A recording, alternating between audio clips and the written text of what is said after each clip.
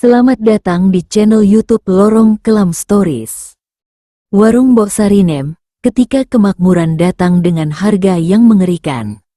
Sebuah kisah nyata dari pantai selatan Jawa.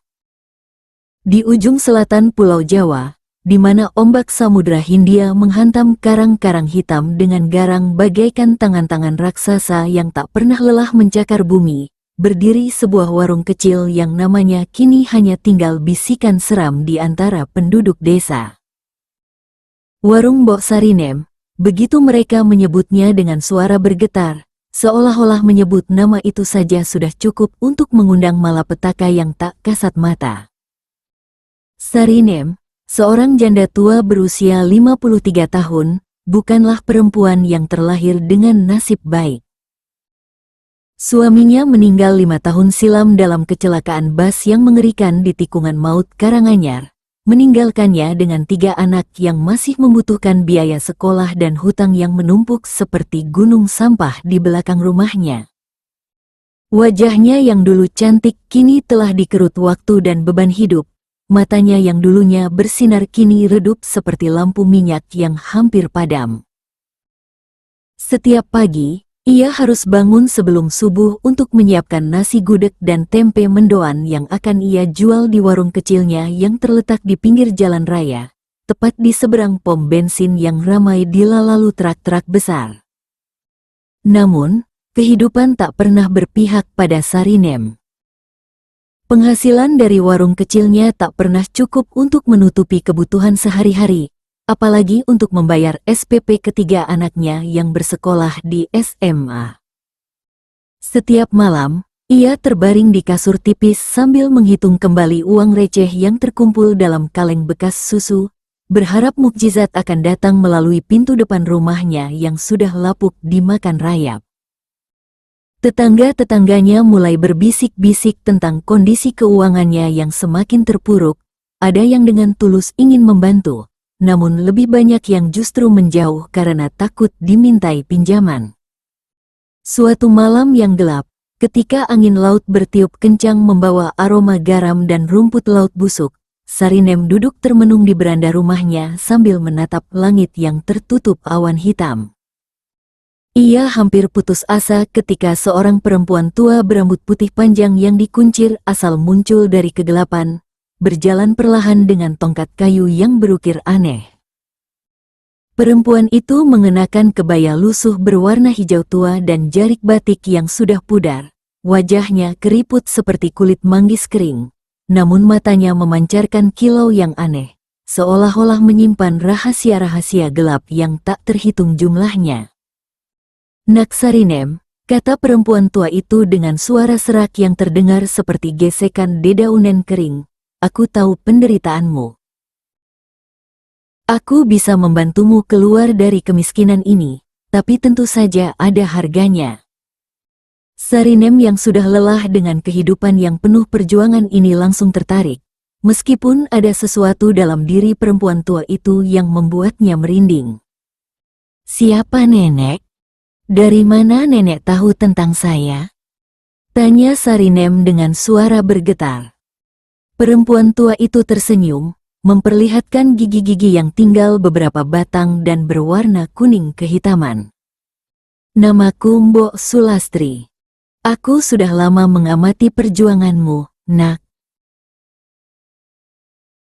Di pantai selatan sana, ada cara untuk mendapatkan kemakmuran yang melimpah, tapi kau harus berani membayar konsekuensinya." Mbok Sulastri kemudian menceritakan tentang ritual pesugihan yang ia pelajari dari leluhurnya, sebuah praktik gelap yang melibatkan roh-roh penguasa pantai selatan. "Kau harus pergi ke pantai Parangkusumo pada tengah malam, tepatnya ketika tidak ada bulan.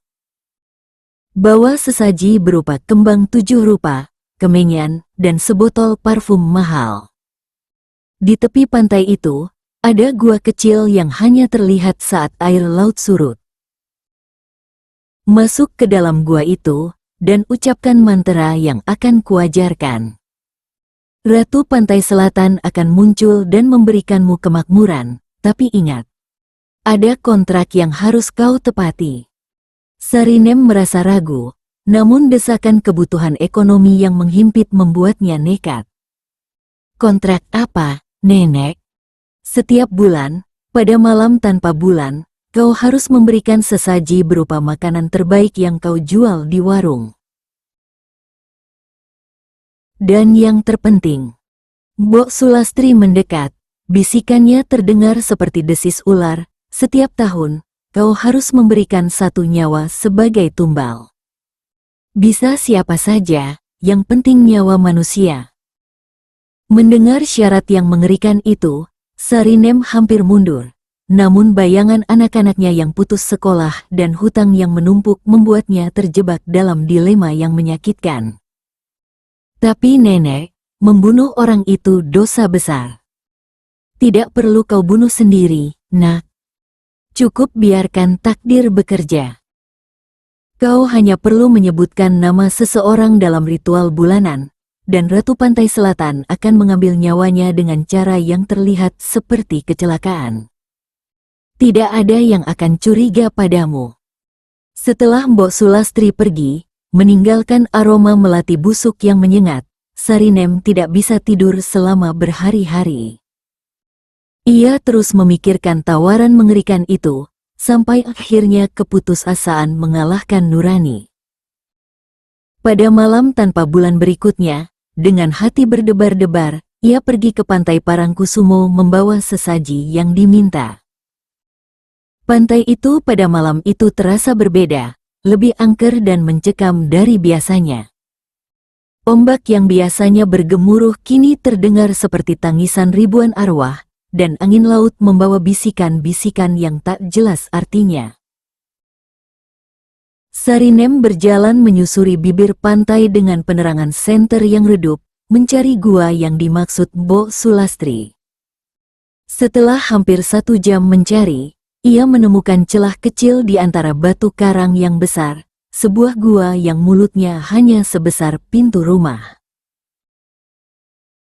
Di dalam gua yang lembab dan berbau amis itu, Sarinem meletakkan sesaji dan mulai melafalkan mantra yang diajarkan Mbok Sulastri. Kata-kata aneh dalam bahasa Jawa kuno itu keluar dari mulutnya tanpa ia pahami artinya. Namun setiap suku kata yang ia ucapkan membuat udara di sekitarnya semakin dingin dan mencekam. Tiba-tiba, air laut di dalam gua mulai bergerak membentuk pusaran kecil. Dan dari pusaran itu muncul sosok perempuan cantik berambut panjang yang bergerak seperti rumput laut terkena arus. Sosok itu mengenakan kebaya hijau yang berkilau seperti sisik ikan, wajahnya cantik namun pucat seperti mayat, dan matanya berwarna hijau laut yang dalam. "Siapa yang berani mengganggu ketenangan istanaku?" tanya sosok itu dengan suara yang bergema seperti suara dari dasar laut. Dengan gemetar, Sarinem menyampaikan permintaannya. Sosok yang mengaku sebagai Ratu Pantai Selatan itu mendengarkan dengan senyum tipis yang mengerikan. "Baiklah, aku akan memberikan kemakmuran padamu. Warungmu akan menjadi yang terlaris di daerah ini, pengunjung akan berdatangan seperti semut yang tertarik madu. Namun ingat, setiap bulan kau harus memberikan sesaji, dan setiap tahun 1 nyawa sebagai tumbal. Jika kau melanggar, maka kau dan seluruh keturunanmu akan menderita nasib yang lebih buruk dari kemiskinan." Setelah mengucapkan kontrak yang mengikat itu, Ratu Pantai Selatan mengulangi mantra dalam bahasa yang tak dimengerti Sarinem, lalu menghilang bersama pusaran air laut. Sarinem pulang dengan perasaan campur aduk antara lega dan takut. Tidak tahu bahwa ia baru saja mengikat dirinya dalam perjanjian dengan kekuatan gelap yang akan mengubah hidupnya selamanya.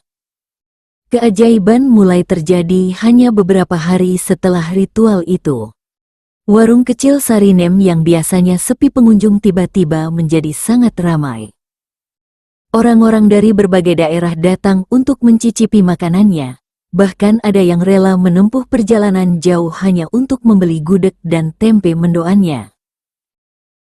Yang lebih aneh lagi, Makanan yang dimasak Sarinem terasa berbeda, lebih lezat dan menggugah selera, seolah-olah ada bumbu rahasia yang membuatnya tidak terlupakan. Dalam waktu 3 bulan, warung kecil itu berkembang pesat. Sarinem bisa menyewa 2 orang pembantu, menambah menu, dan bahkan membuka cabang kedua di sebelah warung utama. Uang mengalir deras ke kantongnya, hutang-hutangnya lunas, dan anak-anaknya bisa melanjutkan sekolah bahkan sampai ke perguruan tinggi. Tetangga-tetangga yang dulu menjauh kini berdatangan dengan wajah ramah, memuja-muja kesuksesan Sarinem dan meminta tips untuk sukses seperti dirinya. Namun, seiring dengan kemakmuran yang datang, Sarinem mulai menyadari bahwa dirinya berubah. Tidurnya sering terganggu mimpi buruk tentang laut yang berdarah dan teriakan-teriakan yang memilukan. Kulitnya mulai terlihat pucat, dan matanya yang dulu hangat kini sering memancarkan kilau yang dingin dan menakutkan. Yang paling mengganggu adalah keinginan aneh yang muncul setiap menjelang ritual bulanan. Ia merasa terdorong untuk menyakiti orang, dan setiap kali melihat seseorang yang sedang kesusahan, ada bisikan halus di telinganya yang menyuruhnya untuk menjadikan orang itu sebagai tumbal. Ritual bulanan pertama dilakukan Sarinem dengan hati yang berat. Ia memilih Pak Jono, seorang tukang becak tua yang sering mengganggu pelanggan warungnya dengan meminta-minta uang. Dalam ritual di gua pantai, ia menyebutkan nama Pak Jono sambil meletakkan sesaji. 2 hari kemudian, kabar datang bahwa Pak Jono meninggal dalam kecelakaan, becaknya tertabrak truk di jalan raya. Sarinem merasa bersalah, namun ia mencoba meyakinkan diri bahwa itu hanya kebetulan. Bulan-bulan berikutnya, pola yang sama terus berulang. Setiap ritual bulanan, Sarinem akan menyebutkan nama seseorang yang dianggapnya mengganggu atau tidak berguna, dan dalam waktu beberapa hari, orang itu akan meninggal dalam kecelakaan yang terlihat wajar.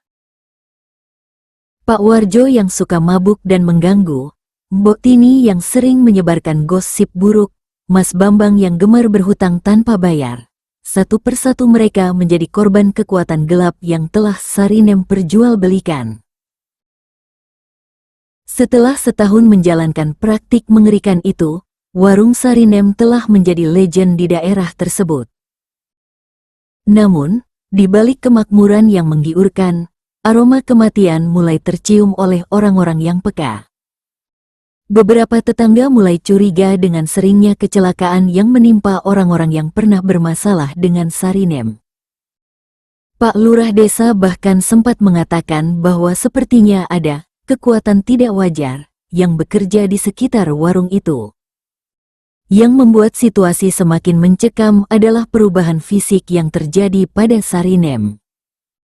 Rambutnya yang dulu hitam pekat kini mulai beruban dengan cepat, kulitnya semakin pucat dan keriput meskipun usianya masih relatif muda, dan yang paling menakutkan adalah matanya yang kadang-kadang berubah warna menjadi hijau laut, persis seperti mata ratu pantai selatan.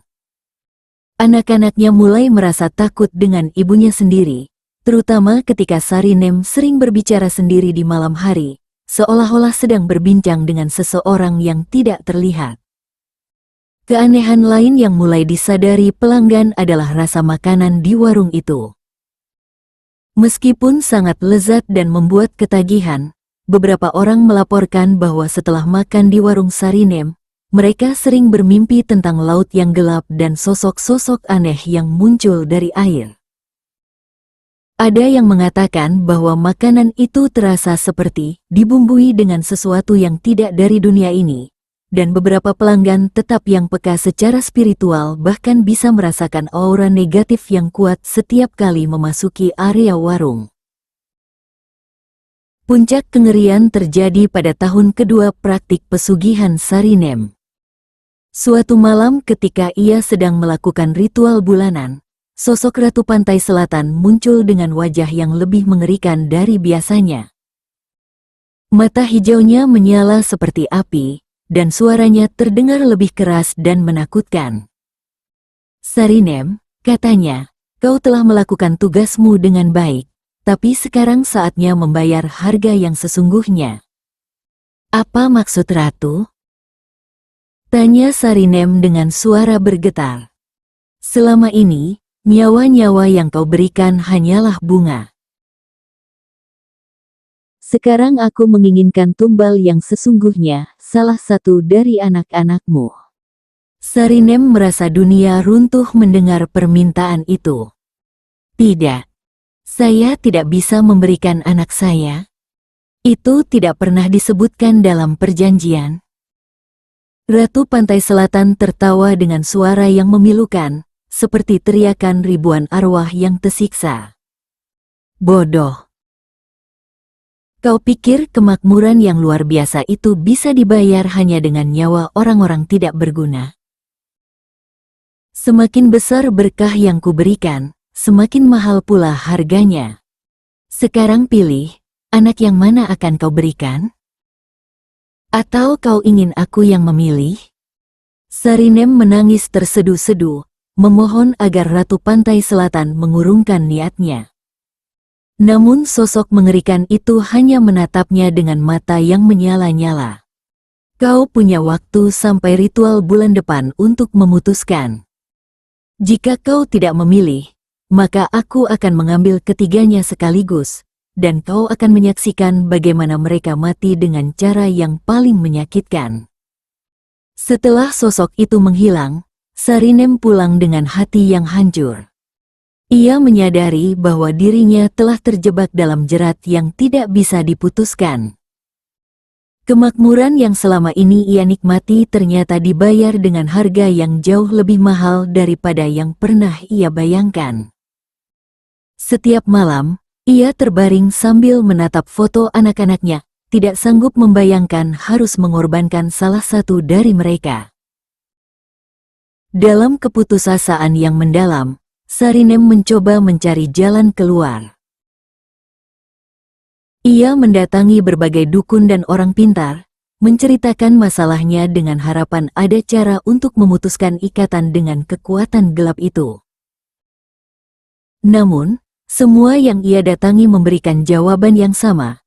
Pesugihan dengan roh penguasa laut adalah ikatan yang paling sulit diputuskan, dan konsekuensi melanggar perjanjian dengan mereka jauh lebih mengerikan daripada mematuhinya.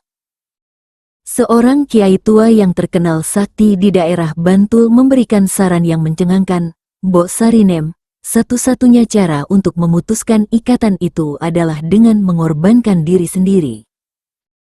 Kau harus rela mati untuk menyelamatkan anak-anakmu. Tapi bahkan itu pun tidak menjamin mereka akan sepenuhnya terlepas dari kutukan yang kau bawa." Mendengar saran itu, Sarinem merasa semakin terpuruk. Ia tidak ingin mati, namun tidak tega juga mengorbankan anak-anaknya. Dilema yang mengerikan itu membuatnya semakin terpuruk secara mental dan fisik. Ia mulai sering pingsan, rambutnya rontok dengan cepat, dan kulitnya mulai mengelupas seperti sisik ikan yang kering. Yang lebih menakutkan lagi, anak-anaknya mulai mengalami gangguan aneh. Sari, anak sulungnya yang berusia 20 tahun, sering bermimpi tentang tenggelam di laut yang gelap. Budi, anak keduanya, mulai takut air dan selalu merasa diikuti oleh bayangan-bayangan aneh. Sedangkan Tini, anak bungsunya, sering berbicara dengan teman imajiner, yang menurut deskripsinya mirip dengan sosok perempuan berambut panjang yang suka bermain di air. Semakin hari, aura negatif di sekitar keluarga Sarinem semakin menguat. Tetangga-tetangga mulai menjauh, bahkan ada yang pindah rumah karena tidak tahan dengan energi buruk yang mereka rasakan. Beberapa orang yang peka spiritual mengatakan bahwa rumah Sarinem dikelilingi oleh arwah-arwah gentayangan, dan di malam hari sering terdengar suara tangisan dan jeritan dari arah rumahnya. Warung yang dulu ramai pelanggan mulai sepi. Orang-orang mulai menghindari makanan Sarinem karena berbagai rumor mengerikan yang beredar. Ada yang mengatakan bahwa makanannya dicampur dengan jimat-jimat hitam. Ada yang menyebutkan bahwa ia menggunakan air dari kuburan untuk memasak. Dan yang paling mencengangkan adalah rumor bahwa daging yang ia jual sebenarnya bukan daging ayam atau sapi biasa. Melihat usahanya mulai bangkrut dan keluarganya terancam, Sarinem mencoba menghentikan ritual bulanan. Namun, akibatnya lebih mengerikan dari yang ia bayangkan. Dalam seminggu setelah ia tidak melakukan ritual, anak bungsunya, Tini, jatuh sakit parah. Gadis berusia 15 tahun itu demam tinggi, sering berteriak-teriak tentang sosok perempuan berambut panjang yang mengajaknya ke laut, dan yang paling menakutkan adalah kulitnya mulai berubah warna menjadi kehijauan seperti ganggang laut. Dokter-dokter yang memeriksanya tidak bisa mendiagnosis penyakit Tini. Semua hasil tes menunjukkan normal. Namun kondisi gadis itu terus memburuk. Ia sering muntah air laut meskipun tidak pernah pergi ke pantai. Rambutnya mulai terasa lengket seperti habis terkena air asin, dan yang paling aneh adalah ia bisa bernafas di dalam air. Ketika Sarinem mencoba memandikan Tini, gadis itu bisa bertahan di dalam bak mandi yang penuh air selama lebih dari 10 menit tanpa kesulitan bernafas. Menyadari bahwa semua itu adalah akibat dari ia melanggar perjanjian, Sarinem terpaksa kembali melakukan ritual bulanan.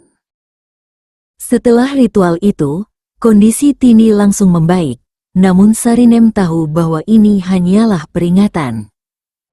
Ratu Pantai Selatan menunjukkan kekuasaannya, dan tidak akan ada ampun jika Sarinem berani melanggar lagi. Pada ritual bulan terakhir sebelum batas waktu yang diberikan Ratu Pantai Selatan habis, Sarinem datang ke gua dengan hati yang sudah pasrah. Ia telah memutuskan untuk mengorbankan dirinya sendiri, berharap dengan kematiannya, anak-anaknya akan terlepas dari kutukan mengerikan itu. Ketika sosok Ratu Pantai Selatan muncul, Sarinem langsung menyampaikan keputusannya. Ratu, saya mohon, ambillah nyawa saya sebagai ganti anak-anak saya. Namun, Ratu Pantai Selatan tertawa dengan suara yang menggelegar. Kau pikir kematianmu bisa membayar semua kemakmuran yang telah kuberikan? Tidak, Sarinem. Nyawamu tidak cukup berharga. Aku tetap menginginkan salah satu anakmu, atau... Sosok itu terdiam sebentar. Seolah-olah sedang berpikir, ada satu cara lain. Cara apa, Ratu? Kau bisa menjadi utusanku di dunia manusia. Cari 10 orang lain untuk menjalankan pesugihan seperti yang kau lakukan.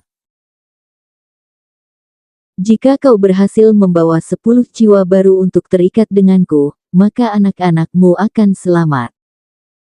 Tapi ingat, kau harus tetap melakukan ritual bulanan, dan setiap tahun kau harus memberikanku 5 nyawa sebagai tumbal. Sarinem merasa terpojok. Pilihan yang diberikan sama saja dengan menjadikan dirinya dalam kematian yang lebih besar. Namun, demi menyelamatkan anak-anaknya, ia terpaksa menyetujui perjanjian baru yang lebih mengerikan itu. Sejak saat itu, Sarinem mulai mencari orang-orang yang putus asa karena kemiskinan, persis seperti dirinya dulu. Ia mendatangi janda-janda miskin, pengangguran yang frustrasi, dan pedagang kecil yang bangkrut. Dengan kata-kata manis dan janji kemakmuran, ia mencoba membujuk mereka untuk menjalankan ritual pesugihan yang sama. Beberapa orang yang berhasil ia bujuk memang merasakan kemakmuran seperti yang dijanjikan, namun mereka juga harus membayar dengan konsekuensi yang sama mengerikannya. Satu persatu, orang-orang yang terlibat dalam jaringan pesugihan itu mulai mengalami perubahan fisik dan mental yang menakutkan. Ada yang rambutnya memutih dalam semalam, Ada yang kulitnya berubah bersisik, dan ada yang matanya berubah warna menjadi hijau laut seperti mata penguasa pantai selatan. Yang lebih mencengangkan adalah fenomena aneh yang mulai terjadi di sekitar daerah pantai selatan. Nelayan-nelayan lokal melaporkan bahwa ikan-ikan di laut mulai berkurang drastis, dan yang tertangkap sering kali dalam kondisi yang aneh, mata mereka berwarna hijau dan dagingnya berbau amis yang tidak wajar.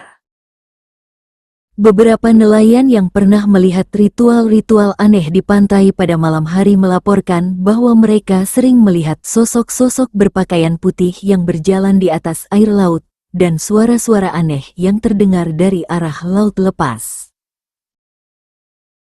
Semakin lama, jaringan pesugihan yang dibangun Sarinem semakin luas. Puluhan orang dari berbagai daerah terlibat dalam praktik gelap itu, dan setiap bulan, puluhan nyawa melayang sebagai tumbal. Pada tahun ketiga praktik pesugihan itu, hal-hal supernatural mulai terjadi secara terbuka. Di warung-warung yang menggunakan pesugihan, pelanggan mulai melaporkan pengalaman aneh, makanan yang berubah rasa menjadi asin seperti air laut di tengah-tengah menyantapnya, bayangan-bayangan gelap yang bergerak-gerak di sudut mata, dan yang paling menakutkan adalah suara-suara bisikan dalam bahasa yang tidak dimengerti yang terdengar dari dapur warung-warung tersebut. Beberapa pemuka agama setempat mulai curiga dan melakukan investigasi. Mereka menemukan pola yang mengejutkan. Semua warung yang tiba-tiba menjadi ramai memiliki satu kesamaan. Pemiliknya pernah didatangi seorang perempuan paruh baya yang menawarkan cara untuk menjadi kaya dengan cepat. Ketika mereka mencoba menelusuri identitas perempuan itu, semua petunjuk mengarah pada Sarinem.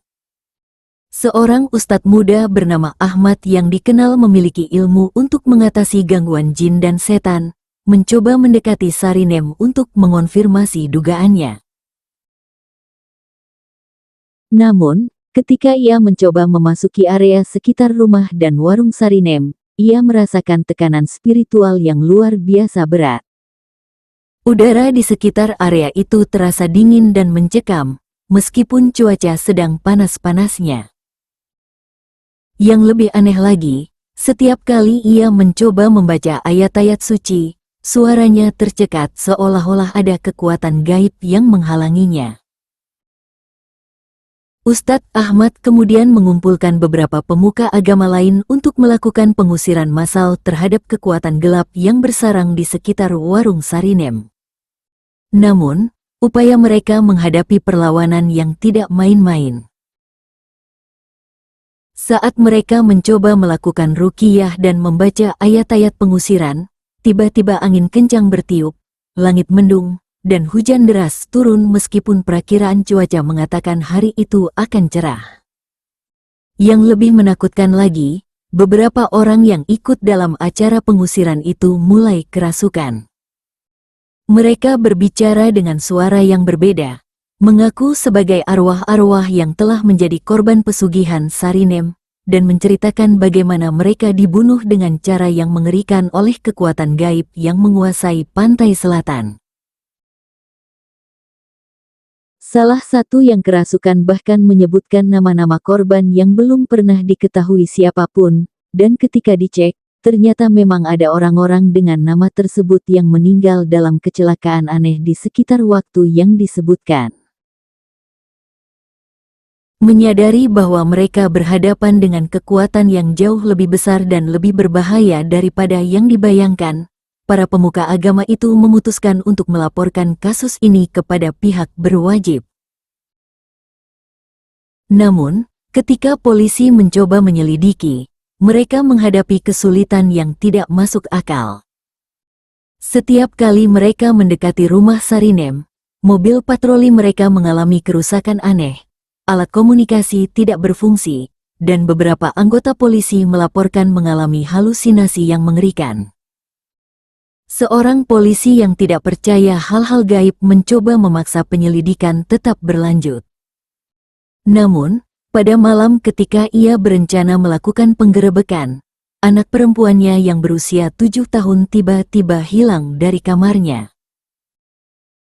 Setelah pencarian yang menegangkan, anak itu ditemukan di pantai laut selatan dalam keadaan tidak sadarkan diri, dengan pakaian yang basah kuyup meskipun tidak ada jejak bahwa ia pernah masuk ke air laut.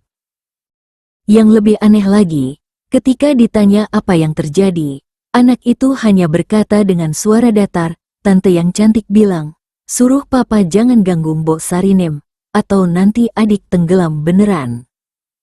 Peristiwa itu membuat polisi urung melanjutkan penyelidikan. Ia menyadari bahwa ada kekuatan supernatural yang benar-benar nyata dan berbahaya di balik kasus ini. Laporan resmi yang ia buat hanya menyebutkan bahwa tidak ditemukan bukti yang cukup untuk melanjutkan penyelidikan, meskipun dalam hatinya ia tahu bahwa kebenaran jauh lebih mengerikan daripada yang bisa ia tuliskan dalam laporan. Sementara itu, kondisi Sarinem semakin memburuk. Tubuhnya yang dulu berisi kini menjadi kurus kering seperti kayu bakar, kulitnya berwarna kehijauan dan bersisik di beberapa bagian, dan yang paling menakutkan adalah matanya yang sekarang permanen berwarna hijau laut. Ia sudah tidak terlihat seperti manusia normal lagi, lebih mirip dengan makhluk setengah manusia setengah ikan yang sering muncul dalam legenda-legenda laut. Anak-anaknya semakin takut dengan perubahan ibunya. Sari, anak sulung, bahkan memutuskan untuk menikah dan pindah ke Jakarta hanya untuk menjauh dari ibunya.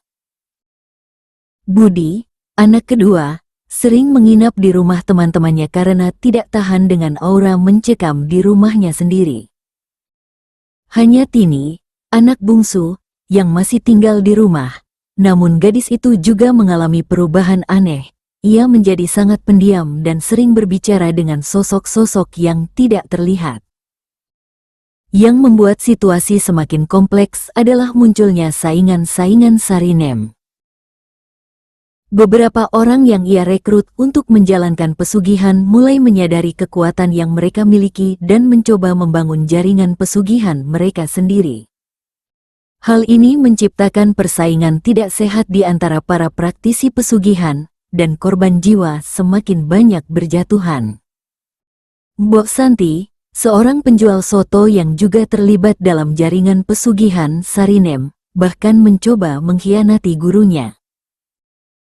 Ia berusaha melakukan ritual langsung dengan Ratu Pantai Selatan tanpa melalui Sarinem, berharap bisa mendapatkan berkah yang lebih besar. Namun, pengkhianatan itu berakhir tragis. Mbok Santi ditemukan tewas di pantai dengan kondisi yang mengerikan. Tubuhnya membengkak seperti orang tenggelam, namun paru-parunya penuh dengan pasir dan rumput laut, seolah-olah ia dikubur hidup-hidup di dasar laut. Kematian Mbok Santi menjadi peringatan bagi yang lain bahwa Ratu Pantai Selatan tidak mentolerir pengkhianatan. Namun, hal itu juga menunjukkan bahwa kekuatan gelap itu semakin tidak terkendali. Setiap korban yang jatuh membuat sosok penguasa laut itu semakin kuat dan semakin haus darah. Seorang jurnalis investigatif bernama Rika Sari mencoba menggali lebih dalam tentang kasus pesugihan di Pantai Selatan. Dengan keberanian yang luar biasa, ia menyamar sebagai pedagang kecil yang kesulitan keuangan dan mencoba mendekati Sarinem. Namun, sejak pertemuan pertama, Rika merasakan ada sesuatu yang sangat tidak beres dengan perempuan itu. Mata Sarinem yang berwarna hijau laut memancarkan kilau yang tidak manusiawi, dan setiap kali perempuan itu berbicara, Rika merasa seperti mendengar suara yang bergema dari kedalaman laut. Yang lebih menakutkan lagi, setiap kali Sarinem menyentuhnya, tangan Rika langsung terasa dingin dan basah, seolah-olah baru saja dicelupkan ke air laut. Dalam pertemuan kedua, Sarinem mulai menawarkan ritual pesugihan kepada Rika. Dengan hati-hati, Rika pura-pura tertarik dan meminta penjelasan detail tentang prosesnya. Yang ia dengar membuat bulunya merinding. Sarinem menjelaskan ritual itu dengan detail yang sangat spesifik, termasuk mantra-mantra dalam bahasa yang tidak dikenali dan deskripsi tentang sosok Ratu Pantai Selatan yang sangat vivid, seolah-olah perempuan itu benar-benar pernah berinteraksi langsung dengan makhluk supernatural tersebut. Ketika Rika menanyakan tentang tumbal nyawa yang harus diberikan, mata Sarinem tiba-tiba berubah ekspresi. Kilau hijau di matanya menjadi lebih intens, dan suaranya berubah menjadi lebih serak.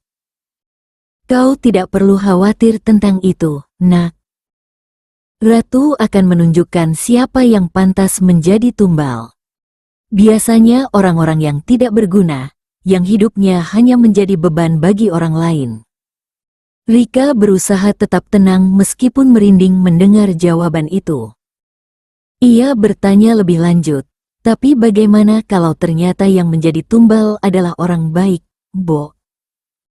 Sarinem tertawa dengan suara yang aneh, seperti suara gelembung air yang pecah. Tidak ada yang namanya orang baik atau orang jahat di mata Ratu, Nak. Yang ada hanya yang berguna dan yang tidak berguna.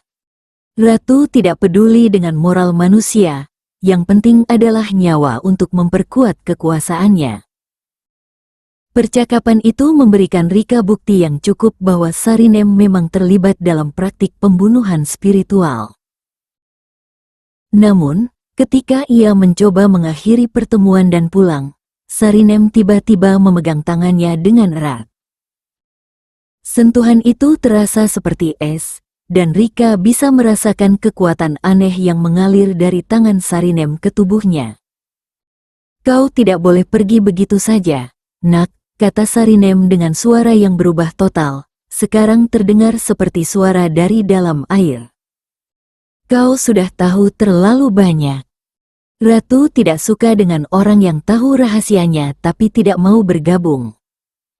Rika merasa ketakutan yang luar biasa.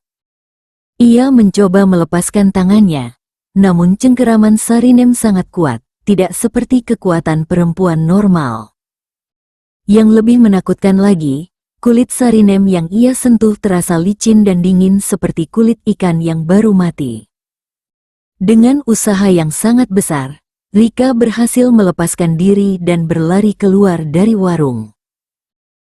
Namun, ia bisa merasakan tatapan mata hijau Sarinem yang mengikutinya, dan ada perasaan aneh bahwa ia sudah ditandai oleh kekuatan gelap itu. Malam harinya, Rika mulai mengalami gangguan aneh. Dalam mimpinya, ia melihat dirinya berdiri di tepi pantai yang gelap, dengan ombak besar yang menghantam kakinya. Di tengah laut, ia bisa melihat sosok perempuan berambut panjang yang melambaikan tangan, mengajaknya untuk mendekat. Suara sosok itu terdengar sangat merdu namun menakutkan, Rika. Kemari. Bergabunglah dengan kami. Setiap kali Rika mencoba bangun dari mimpi itu, ia mendapati dirinya dalam keadaan basah kuyup, seolah-olah benar-benar baru keluar dari air laut. Kamarnya berbau amis, dan di lantai ada jejak-jejak basah yang berbentuk seperti kaki berselaput. Yang paling menakutkan adalah ketika ia melihat ke cermin, sesekali ia bisa melihat bayangan sosok berambut panjang di belakangnya. Menyadari bahwa dirinya dalam bahaya, Rika mencoba mencari bantuan. Namun, setiap kali ia menceritakan pengalamannya kepada orang lain, mereka menganggapnya stres atau halusinasi karena terlalu fokus pada investigasi. Bahkan rekan-rekan jurnalisnya menyarankan agar ia mengambil cuti dan beristirahat. Kondisi Rika semakin memburuk ketika gangguan supernatural itu mulai terjadi di siang hari. Di kantor, ia sering mendengar suara tetesan air meskipun tidak ada yang bocor. Komputer dan peralatan elektronik di sekitarnya sering rusak tanpa sebab, dan yang paling menakutkan adalah ketika ia sedang mengetik, sesekali kata-kata yang muncul di layar bukan yang ia ketik, melainkan pesan-pesan aneh dalam bahasa yang tidak ia mengerti. Seorang teman lama yang kebetulan memiliki kemampuan spiritual menyarankan Rika untuk menemui seorang kiai yang terkenal sakti di daerah Bantul. Kiai Hasan, begitu nama orang tua itu, langsung mengetahui masalah Rika hanya dengan melihat wajahnya. Anak muda, kata Kiai Hasan dengan suara yang tenang namun serius, kamu sudah masuk terlalu dalam ke dalam dunia mereka. Roh penguasa Laut Selatan sudah menandaimu sebagai target. Mereka menginginkanmu untuk bergabung dengan jaringan pesugihan itu, atau menjadi tumbal jika kamu menolak. Kiai Hasan menjelaskan bahwa kekuatan yang menguasai pantai selatan memang sangat berbahaya dan telah ada sejak berabad-abad lalu. Mereka bukan sekedar jin atau setan biasa. Ini adalah entitas kuno yang kekuatannya berasal dari lautan itu sendiri. Setiap nyawa yang mereka ambil memperkuat mereka, dan sekarang mereka sudah sangat kuat karena banyaknya korban dari praktik pesugihan. Untuk melindungi Rika, Kiai Hasan memberikan beberapa amalan dan jimat pelindung. Namun, ia juga memberikan peringatan yang mengerikan.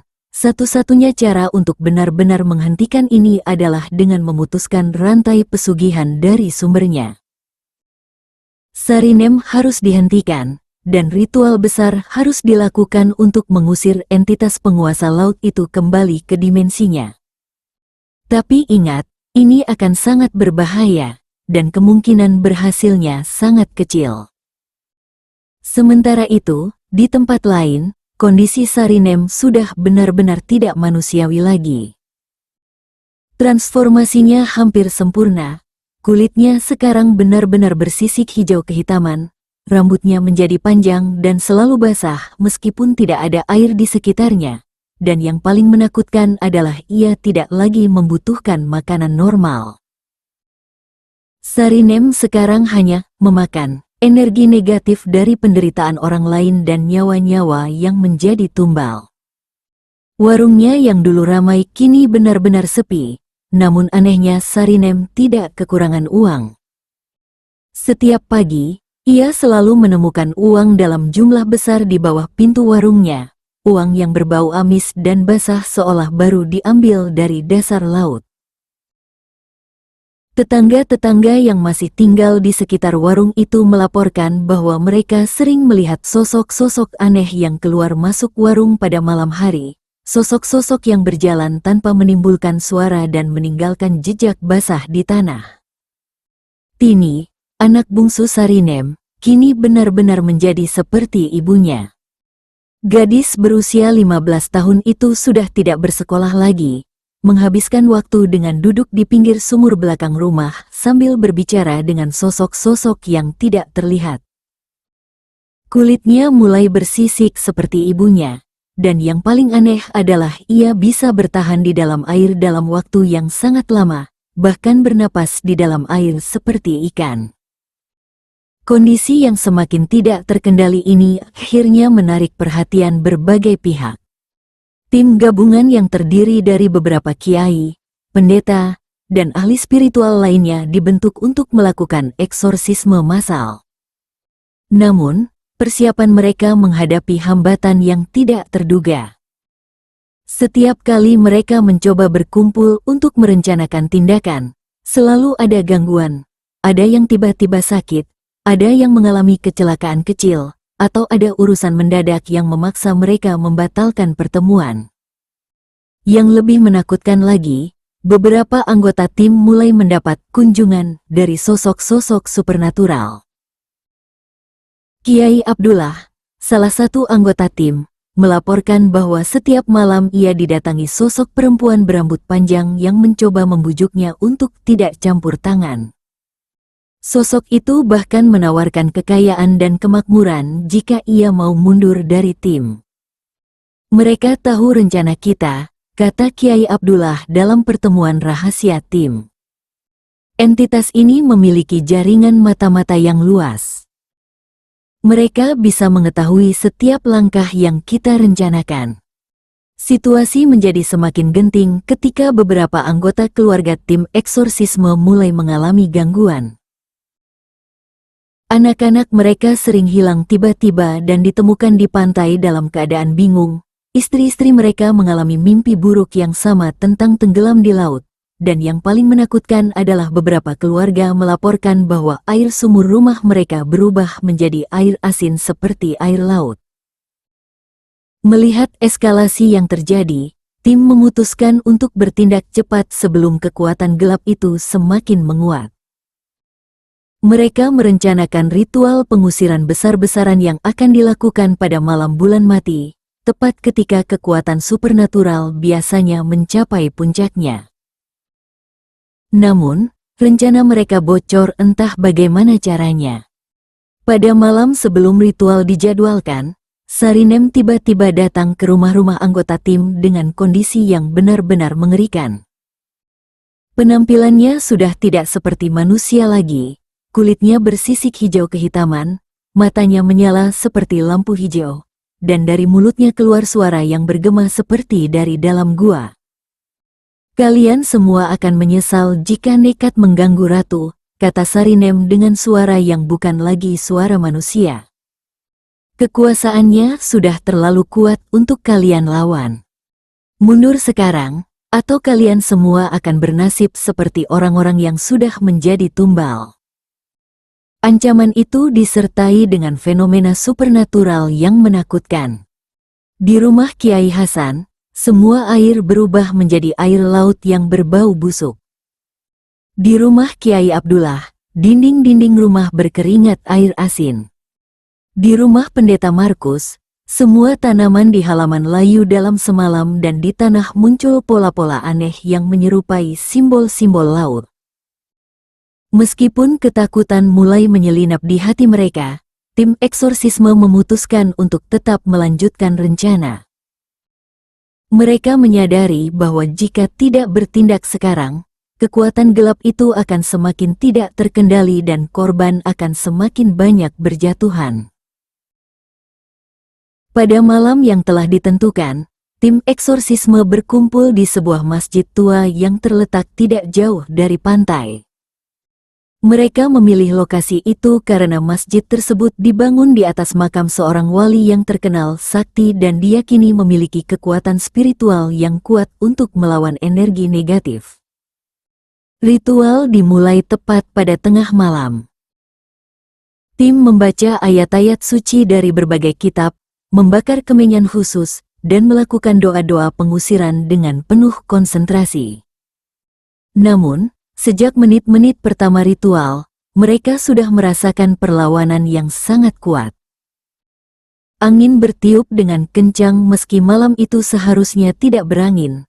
Suhu udara turun drastis hingga nafas mereka mengeluarkan uap. Dan yang paling menakutkan adalah suara-suara aneh yang mulai terdengar dari arah laut.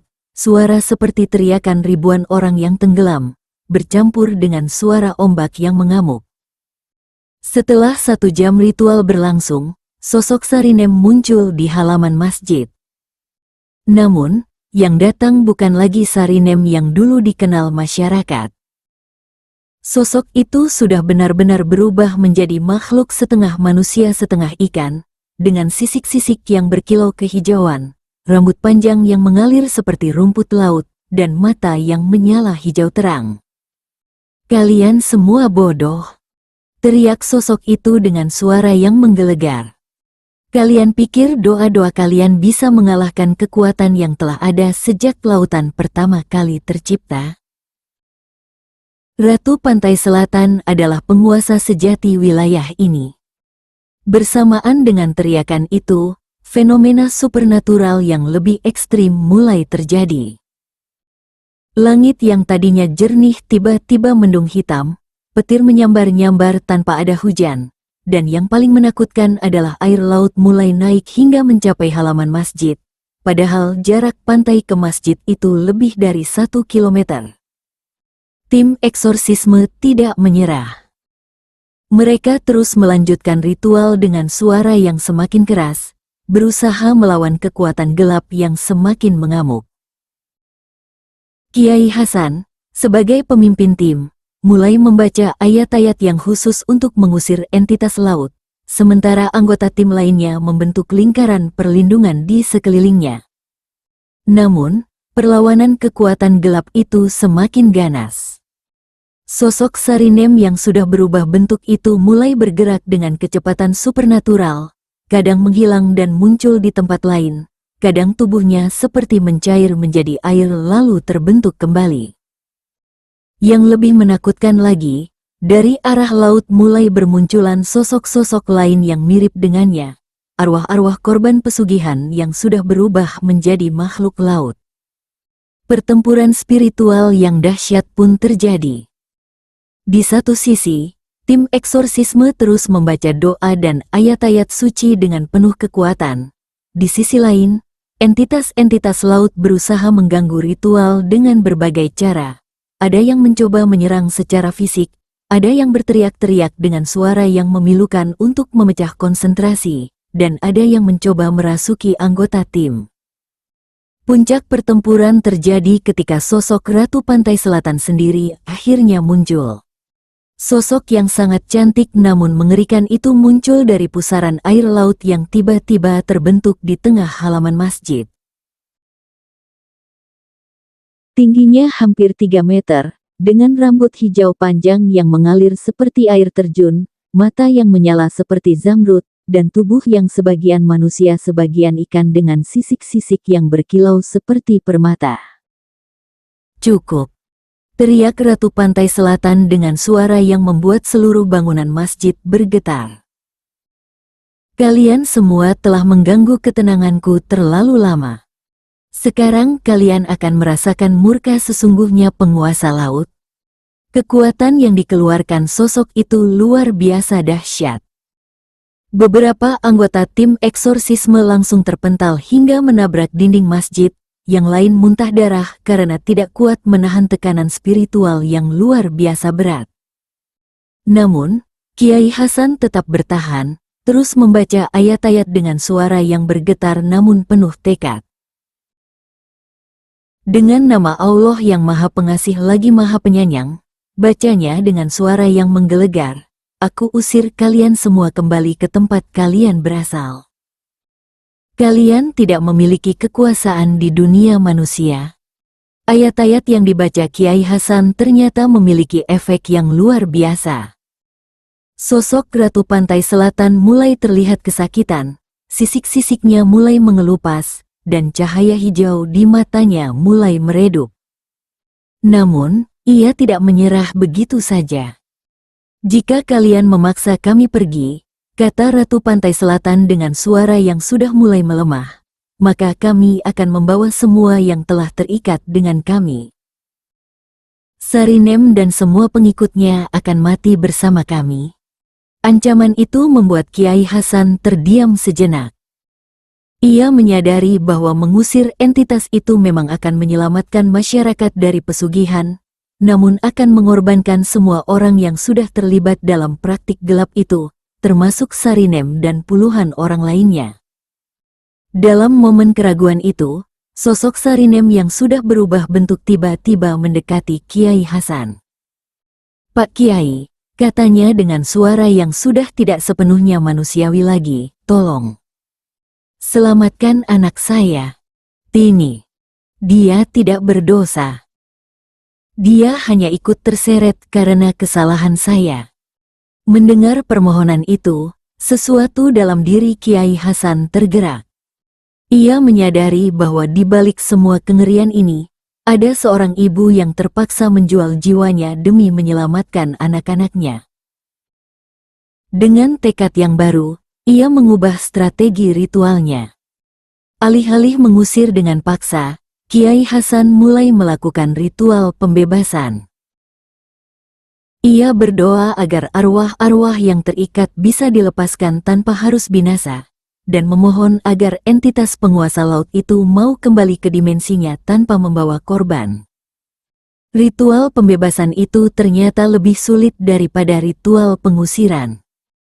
Kiai Hasan harus bernegosiasi secara spiritual dengan Ratu Pantai Selatan, menawarkan kompensasi berupa ritual pembersihan berkala untuk pantai dan laut, serta janji bahwa tidak akan ada lagi manusia yang mencoba mengganggu ketenangan dunia bawah laut. Setelah negosiasi spiritual yang menegangkan dan berlangsung hampir sampai fajar, akhirnya tercapai kesepakatan. Ratu Pantai Selatan setuju untuk kembali ke dimensinya dan melepaskan ikatan pesugihan, dengan syarat bahwa setiap tahun akan ada ritual pembersihan khusus untuk menenangkan arwah-arwah laut, dan semua praktik pesugihan di wilayah Pantai Selatan harus dihentikan selamanya. Sebagai tanda persetujuan, Ratu Pantai Selatan menyentuh dahi Kiai Hasan dengan jarinya yang dingin seperti es. Sentuhan itu memberikan visi kepada Kiai Hasan tentang bagaimana seharusnya ritual pembersihan dilakukan, dan juga pengetahuan tentang cara mendeteksi jika ada yang mencoba melakukan pesugihan lagi. Ketika fajar mulai menyingsing, sosok Ratu Pantai Selatan dan semua entitas laut yang mengikutinya perlahan menghilang, larut bersama air laut yang mulai surut. Sarinem dan beberapa korban pesugihan lainnya tergeletak tidak sadarkan diri, namun masih bernapas. Transformasi fisik mereka perlahan mulai kembali normal. Sisik-sisik di kulit Sarinem mulai mengelupas dan digantikan kulit manusia biasa. Mata hijaunya perlahan kembali ke warna normal, dan yang paling menggembirakan adalah ia mulai bisa berbicara dengan suara manusia lagi. Bukan lagi suara yang bergema seperti dari dalam air. Namun, proses pemulihan itu tidak mudah. Semua korban pesugihan mengalami trauma spiritual yang berat. Mereka sering berteriak-teriak dalam tidur, mengalami flashback tentang ritual-ritual mengerikan yang pernah mereka lakukan, dan yang paling menyakitkan adalah rasa bersalah karena telah menyebabkan kematian banyak orang. Sarinem khususnya mengalami penderitaan mental yang luar biasa. Setelah sadar penuh, ia menyadari betapa mengerikannya perbuatan yang telah ia lakukan. Puluhan nyawa melayang karena keputusannya untuk terlibat dalam pesugihan, dan ia harus hidup dengan beban berat itu sampai akhir hayatnya. "Pak Kiai," kata Sarinem sambil menangis terseduh-seduh, "bagaimana caranya saya menebus dosa sebesar ini? Bagaimana saya bisa meminta maaf kepada keluarga-keluarga korban?" Kiai Hasan memahami penderitaan perempuan itu. "Mbok Sarinem, yang terpenting sekarang adalah tobat yang sesungguhnya dan berusaha memperbaiki hidup. Kita tidak bisa mengubah masa lalu, tapi kita masih bisa memperbaiki masa depan." Atas saran Kiai Hasan, Sarinem memutuskan untuk menutup warungnya selamanya dan menggunakan sisa uang hasil pesugihan untuk membantu keluarga-keluarga korban. Ia juga bersedia menjadi saksi untuk memperingatkan orang lain tentang bahaya pesugihan dan praktik-praktik supernatural lainnya. Tini, anak bungsunya, membutuhkan terapi spiritual khusus karena transformasinya sudah cukup parah. Gadis itu masih sering berbicara dengan sosok-sosok yang tidak terlihat, dan kadang-kadang masih menunjukkan kemampuan aneh seperti bernapas di dalam air. Namun, dengan bantuan Kiai Hasan dan beberapa ahli spiritual lainnya, kondisinya perlahan membaik. Kasus pesugihan Pantai Selatan itu menjadi pelajaran berharga bagi masyarakat sekitar. Cerita tentang Sarinem dan akibat mengerikan dari praktik pesugihan disebarkan dari mulut ke mulut, menjadi peringatan bagi siapa saja yang tergoda untuk mencari jalan pintas menuju kemakmuran. Beberapa bulan setelah peristiwa itu, kehidupan di sekitar Pantai Selatan mulai kembali normal. Namun, ada perubahan yang signifikan. Masyarakat menjadi lebih waspada terhadap tawaran-tawaran yang terdengar terlalu bagus untuk menjadi kenyataan, dan mereka juga lebih menghargai nilai-nilai spiritual dalam kehidupan sehari-hari. Ritual pembersihan tahunan yang dijanjikan Kiai Hasan kepada Ratu Pantai Selatan dilaksanakan dengan hikmat setiap tahunnya. Ritual itu tidak hanya bertujuan untuk menjaga kesepakatan spiritual, tetapi juga menjadi momentum bagi masyarakat untuk introspeksi dan memperkuat iman mereka. Sarinem sendiri menghabiskan sisa hidupnya dalam penyesalan yang mendalam, namun juga dalam usaha penebusan yang tulus. Ia sering datang ke rumah-rumah keluarga korban, meminta maaf dan memberikan bantuan seikhlasnya. Meskipun tidak semua keluarga korban mau memaafkannya, Sarinem terus berusaha berbuat baik sebagai bentuk tobatnya.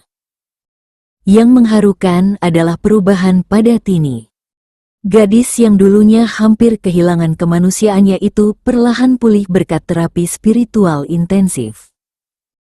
Ia bahkan memutuskan untuk menjadi santri di pesantren Kiai Hasan, menghabiskan hidupnya untuk mempelajari ilmu agama dan membantu orang-orang yang mengalami gangguan spiritual.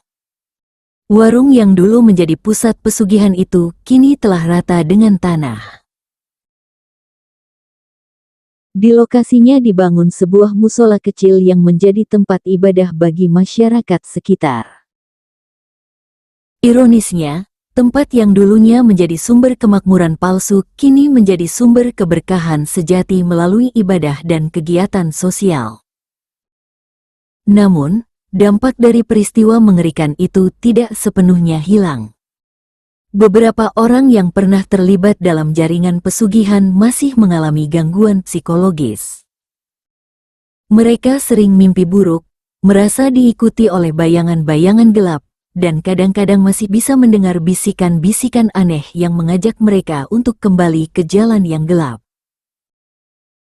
Pak Joko, seorang mantan penjual bakso yang dulu sempat tergoda ikut pesugihan, menceritakan pengalamannya. Saya masih sering ketakutan, Pak Kiai. Kadang-kadang pas lagi jualan, saya dengar suara yang bilang, kembali ke kami, Joko. Kami masih menunggumu. Untung saya ingat pesan Pak Kiai untuk langsung baca ayat kursi kalau dengar suara aneh. Kiai Hasan selalu mengingatkan para mantan korban pesugihan untuk tetap waspada. Entitas-entitas itu memang sudah kembali ke dimensi mereka, tapi ikatan spiritual tidak bisa putus begitu saja. Kalian harus terus memperkuat iman dan jangan pernah tergoda lagi dengan tawaran kemudahan hidup yang tidak wajar. Rika, jurnalis yang hampir menjadi korban, juga mengalami proses pemulihan yang panjang. Ia memutuskan untuk mengubah fokus jurnalistiknya dari investigasi kriminal ke reportase sosial keagamaan. Pengalamannya dengan kekuatan supernatural membuat ia lebih menghargai dimensi spiritual dalam kehidupan manusia. Saya dulu sangat rasional, tidak percaya hal-hal gaib, kata Rika dalam sebuah wawancara. Tapi setelah mengalami sendiri, saya menyadari bahwa dunia ini tidak sesederhana yang kita lihat. Ada dimensi-dimensi lain yang harus kita hormati dan waspadai. Kisah warung pesugihan pantai selatan kini telah menjadi legenda yang hidup di masyarakat Jawa. Cerita itu diturunkan dari generasi ke generasi, bukan sebagai dongeng, tetapi sebagai peringatan nyata tentang bahaya praktik-praktik supernatural yang menyimpang. Kemakmuran dan kebahagiaan sejati tidak bisa diperoleh dengan mengorbankan nilai-nilai kemanusiaan dan spiritual. Jalan pintas yang terlihat menggiurkan seringkali menyimpan konsekuensi yang jauh lebih berat daripada perjuangan yang halal dan penuh berkah. Kisah Sarinem dan warung pesugihan pantai selatan akan terus dikenang sebagai pengingat bahwa dalam hidup ini, tidak ada yang gratis. Setiap pilihan memiliki konsekuensi, dan setiap berkah sejati harus diperoleh melalui jalan yang diridai Allah SWT. Terima kasih sudah berkunjung di channel kami, Lorong Kelam Stories. Jangan lupa subscribe dan klik tombol loncengnya agar tidak ketinggalan cerita-cerita menarik lainnya. Sampai jumpa.